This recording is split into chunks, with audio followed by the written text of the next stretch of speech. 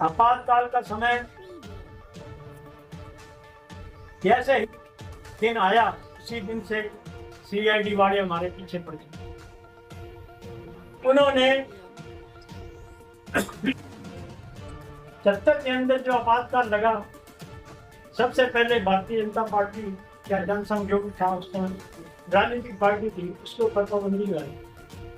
उसके बाद आरएसएस के ऊपर पाबंदी लगी तो पन्नालाल जी हमारे चांडक जी हमारे पड़ोस में दुकान थी उनकी, वो रेडियो लेकर के आ गए।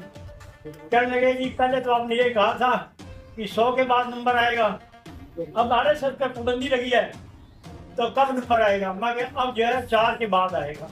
तो मैं प्रभात कार्यालय था, नगर कार्यालय संघ चालक 4 जने और होते हैं। तो तुरंत जो है उसी वक्त सीआईडी वाला आ गया एम्बेसडर कार लेकर और दुकान के आगे खड़ा हुआ। क्या नगर करमचंद की दुकान यही है। तो सारे दुकानदार हमारे कंपोज में बैठे थे, खबरें सुन रहे थे।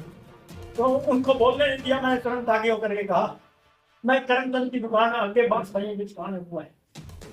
करमचंद की दुकान, करमचंद की मेरे चाचा जी थे, वो करमचंद की दुकान उसने पूछी, बांस मेरी दुकान करमचंद की थी। मैंने अपनी चप्पल पहनी, श्याम मंदिर की गली में चले गए। अमरनाथ गोयल, मैं दिसंबर बन गया, राजेंद्र राजसैया, हम चारों जो है ना वो तुरंत जो है ना वो इकट्ठे होकर के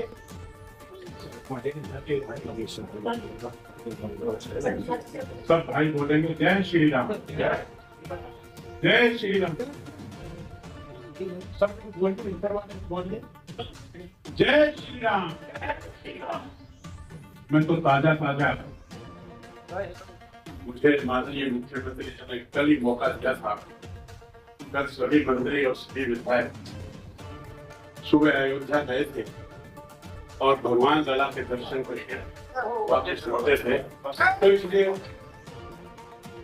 बोलिए जय श्री राम, जय श्री राम। भारत माता की, भारत माता की धन्यवाद। आज के इस लोकतंत्र की हत्या 25 जून 1975 इस दिन लोकतंत्र की हत्या हुई और काला गहरा दिवस, इतना काला कि उसके ऊपर और कोई धब्बा लग नहीं सकता।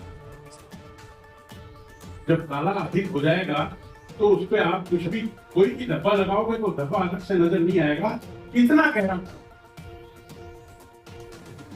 उस दिन संविधान भी टूटा, लोकतंत्र भी टूटा और कानून भी टूटा, सामाजिक न्याय भी टूटा, सब कुछ टूटा। और इतना अत्याचार तो जैसा सभी बंधुओं ने अपने मुख से आपको सुनाया, आज से 1000 वर्ष पहले पृथ्वीराज चौहान इस देश में राजा और उन्होंने मोहम्मद गोरी को 17 बार हराया था, 18वीं दफा जयचंद नौफिकार को हराया। 1000 वर्ष तक ये देश गुलाम रहा। अब लोग कहते हैं कि हमारा देश 1947 में आजाद हुआ, पर मैं उसको आजादी नहीं मानता, क्योंकि 1947 में जो हुक्मरान आए वो अंग्रेजों से भी बदतर थे। जो अत्याचार। माता की इलेक्शन के बाद आज संगठन की दृष्टि से ये हमारा पहला कार्यक्रम है, जिसमें कि आज का जो विशेष दिन है 25 जून, इसको हम कार्य दिवस के रूप में मना रहे हैं।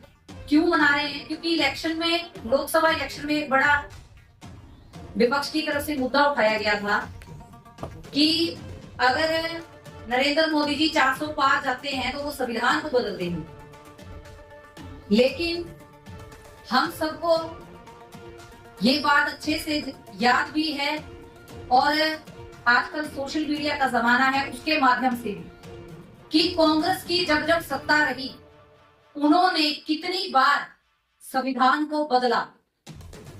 और आज ही के दिन जो इमरजेंसी लगाई गई, उस दौरान संविधान की कैसे धज्जियां उड़ाने का काम कांग्रेस सरकार ने किया, चाहे तो वो इंदिरा गांधी के समय में हो, जवाहरलाल नेहरू के समय हो और राजीव के समय में हो। ऐसे ही जब जब कांग्रेस सत्ता में आई है, उसने किसी न किसी तरीके से देश को छिन्न भिन्न करने के लिए, देश की मर्यादा को खत्म करने के लिए और अपने किसी न किसी विशेष रूप से वर्ग को लाभ देने के लिए संविधान के साथ छेड़छाड़ की है।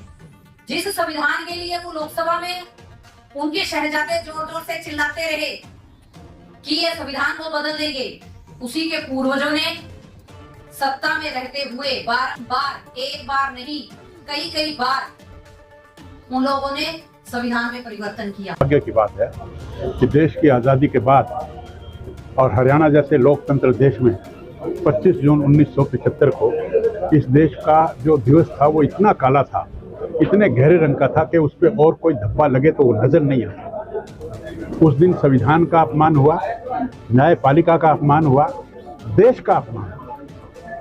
और जब देश 1947 में भी आज़ाद हुआ तो भी इन हुक्मरानों ने, जिन्होंने ये आज़ादी की जो लोकतंत्र की हत्या करके 25 जून को इमरजेंसी लगाई, श्रीमती इंदिरा गांधी चुनाव हार गई थी और वो उसको मैनेज नहीं कर पाई, इसलिए उन्होंने इमरजेंसी लगा दी।